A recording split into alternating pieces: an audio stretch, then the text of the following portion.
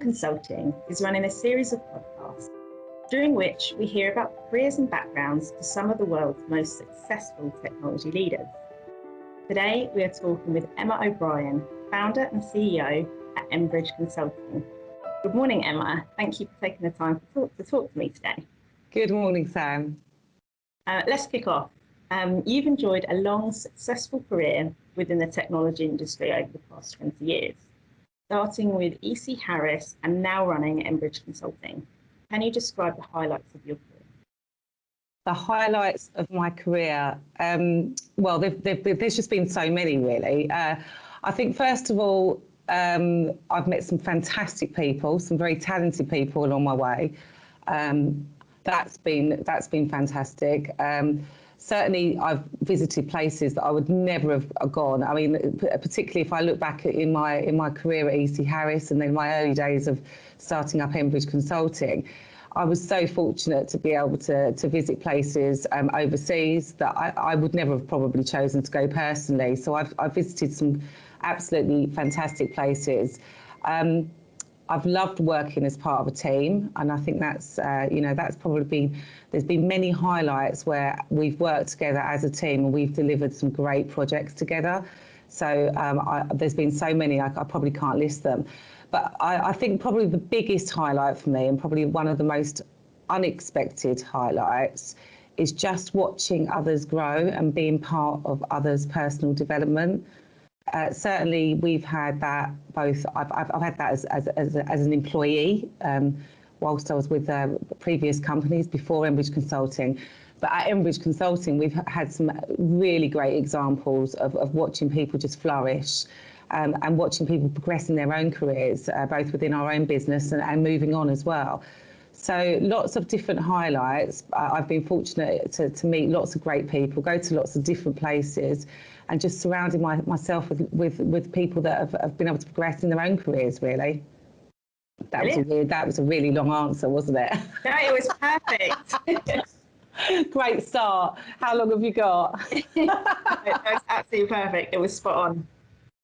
What are the main challenges you currently face at Embridge? COVID. I think that's probably, I would say that's probably on the lips of many people who are running their own businesses right now. That is definitely one of the biggest challenges, and it's the change in circumstance of what we're having to face. And we've just, like many businesses, we're just thinking on our toes constantly. How can we adapt? And we're doing a great job. But yeah, it is challenging. And I think the biggest challenge isn't about how we can adapt and deliver services to our customers. It's really understanding the challenges of our customers, receiving those services, understanding the challenges of our own employees, mental health. I'm so acutely aware of the mental health impact that COVID is having. And so trying to be creative in how we can support our own staff throughout this period, really, that no one's faced in our generation. So I think that's probably the biggest challenge that's happening right now for us in Embridge. The other thing I think that is quite challenging is the speed of technology, the speed in which technology is changing and how we can always be on the forefront. How do we always ensure that we are up to date with what is happening out there? And technology is literally changing so quickly, what it can do, how it's delivered. So again, we've got lots of different things that we put in place to ensure that we're always up to date and we share those changes with our customers.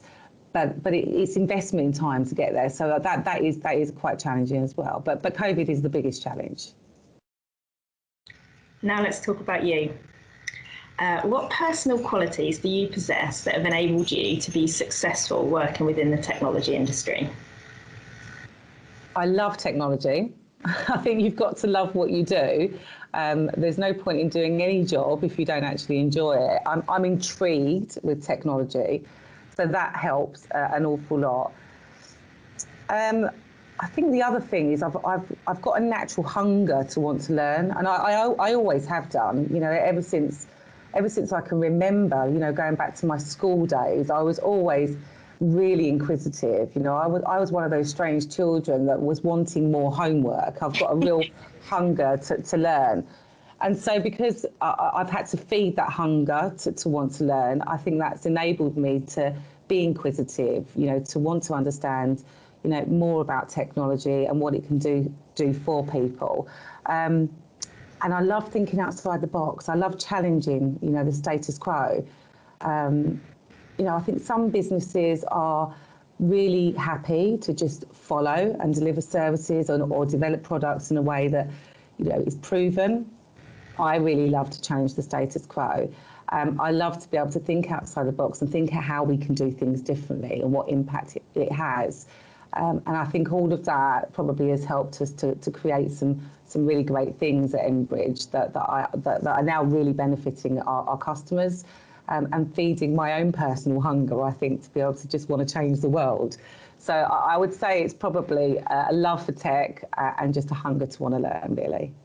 So what motivates you and makes you want to get up in the morning? I love my job.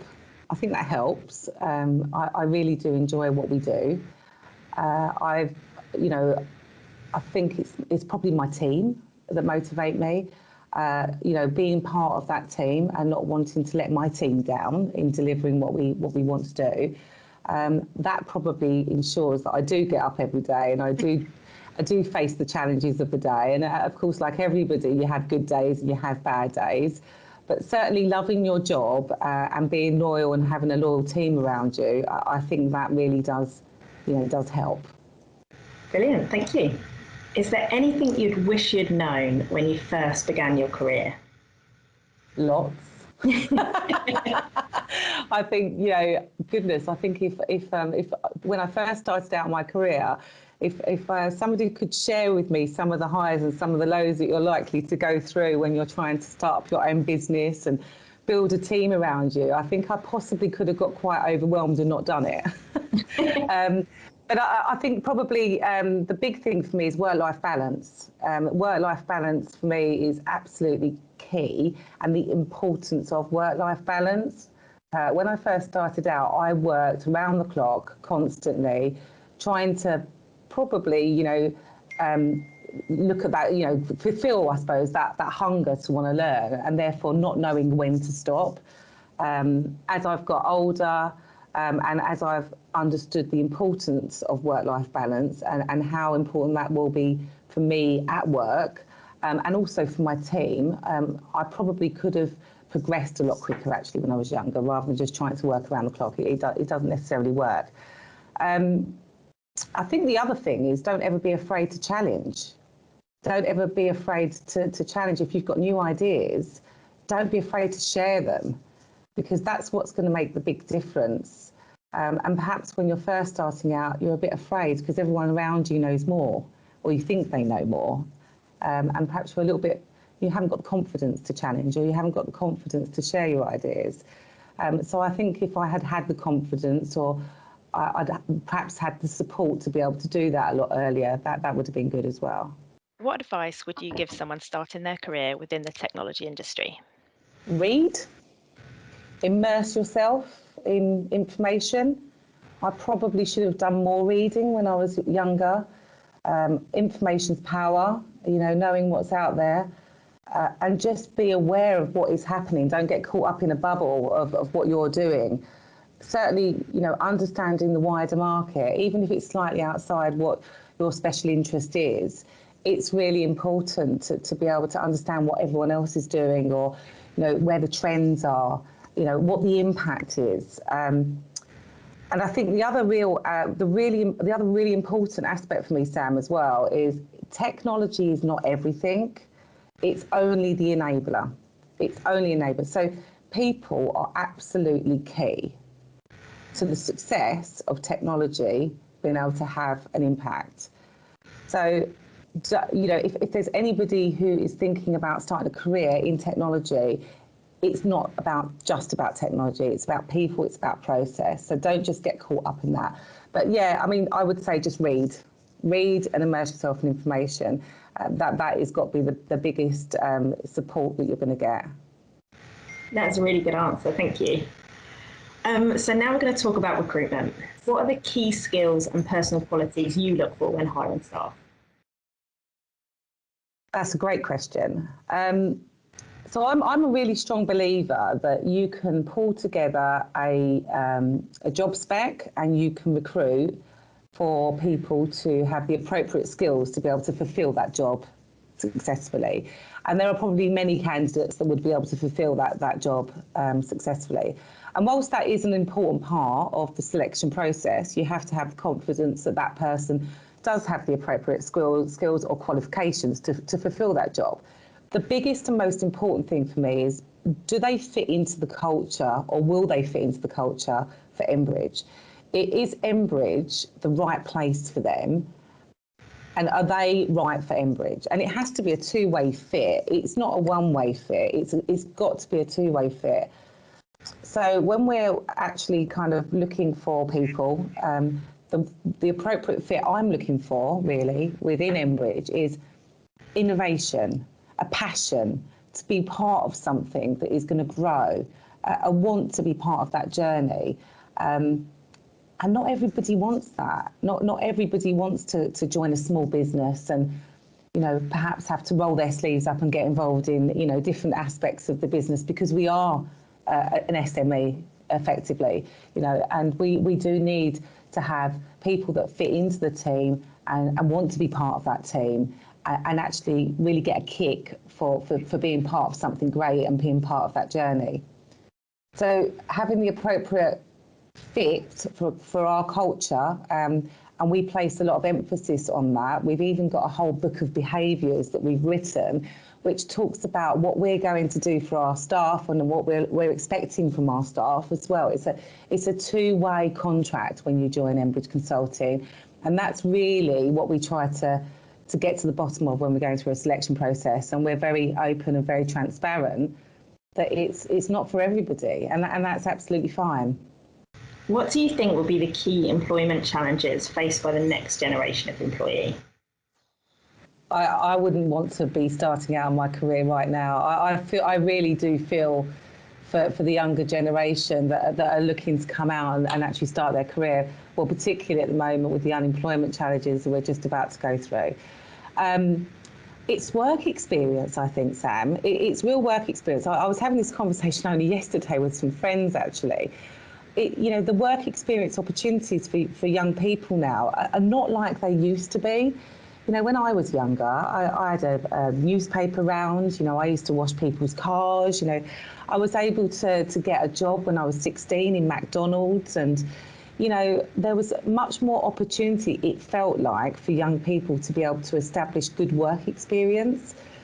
And university wasn't for everybody, you know, it was only for some people. You know, now, you know, everyone's just expected to go to university, or that's how it feels, you know, and I'm a strong believer of apprenticeships and other routes. University is appropriate for some people, but not all people. But there just isn't enough work experience opportunities, I don't feel, for all of the young people that need that. So how do they differentiate themselves? You know, how there are going to be so many people where, I mean, we get it. There's so many CVs hitting your table and they've all got degrees, and there's really very little to differentiate themselves unless they've got good work experience. So I mean, I say to my own children, I've got 3 children myself, the minute that you can get to work, you need to get to work, because something's got to differentiate you when you're starting out on that journey to get employment. So I think it's just tough for them, isn't it? You know, it's really tough. And I felt that when we were younger, when I was younger, certainly, we had more opportunity to go out there and get jobs. Yeah. At least that's how it feels like, you know. So they're going to have to think creatively, aren't they, about how do we differentiate ourselves to be able to be attracted to that next employer. Yeah, I mean, I'm the same as you. I had a paper round and then I started at Sainsbury's when I was 15. Yeah, and all of those work experience. I mean, I did babysitting. I worked in a bar. I mean, you name it. I've been there. I've done it. But I think all of those experiences make you much more employable. They make you much more employable, and they give you referenceability. So, you know, there's just not enough. There's just not enough jobs out there, and also, you know, we seem to be restricting through health and safety regulations. We seem to be restricting the youngsters from getting jobs. I mean, I know in our own business we've had under 18s apprenticeships. So I understand the health and safety obligations that you've got to go through. You get someone under 16, their insurance doesn't cover it quite a lot of the time. So employers are just not even offering these things now. So I think it's a real challenge for them. But certainly with my own children, I'm just going to be trying to encourage them to get out there and just do whatever they can. So outside of the office, what are your interests and how do you relax? So I've got 3 children. So I've got my daughter's 14. I've got 2 sons, 11 and 7. So certainly they take up a lot of time. So there's a real juggling. So my weekends are generally just taken up in kind of doing some hopefully fun stuff with the kids and trying to fit that in. But in terms of how do I relax, I'm part of a fitness group. So I've got an absolutely fantastic personal trainer, TMG Fitness, and Tanya, who runs that. She's inspirational and she's absolutely fantastic. And throughout the whole of the lockdown period even, she's put on loads of online classes. You might have seen actually, Sam, we were doing the Embridge online fitness just to help our own team during lockdown, and she was great, and she was doing these lunchtime classes. But she does them every day. I don't know where she gets her energy from, to be honest with you. But she does them every day, and so every night I'm logging in via Zoom and doing some sort of online fitness class with Tanya, and quite often at the weekend as well. That helps me, wind down. I mean, it certainly helps my own mental health, and I'm a strong advocate for that. Between my children, my family, and Tanya, it keeps me sane. A busy lady. Yeah, certainly. We have spoken a bit about COVID. Obviously, we can't avoid the subject. What do you think will be its impact on the global economy during the upcoming years? Geez, if I had the answer for that, I think I'd be making quite a lot of money, wouldn't I? It's going to be. I think it's going to be a really slow recovery, Sam. I think that, we're only at the start of this, aren't we? Really, in terms of the impact that it's going to have on the global economy, and I think it's going to take us years to recover. I mean, I wouldn't even like to hazard a guess how long it's going to take us to recover. And what's going to happen is those businesses that are able to adapt and change the way they sell products or deliver services and really think outside the box, they're going to be the ones that survive. But the businesses that are just waiting for this to be over, to get back to some sort of normal or what they perceive to be normal, they're going to be the ones that are going to really suffer, I think, because we're not going to go back to a new normal very quickly. And I think there's already a lot of casualties, isn't there? We can see them in the news almost every day, it feels like. So it's going to be a long ride, I think, Sam. And I think as business owners and leaders that are responsible for ensuring that we keep our people employed, we've got to adapt. We've got to think in a different way. And we've got to probably do that for quite a long time, I think. That was my last question for today. Emma, thank you so much for contributing. You're very welcome. Thank you so much for inviting me to take part in this. It's been great talking to you.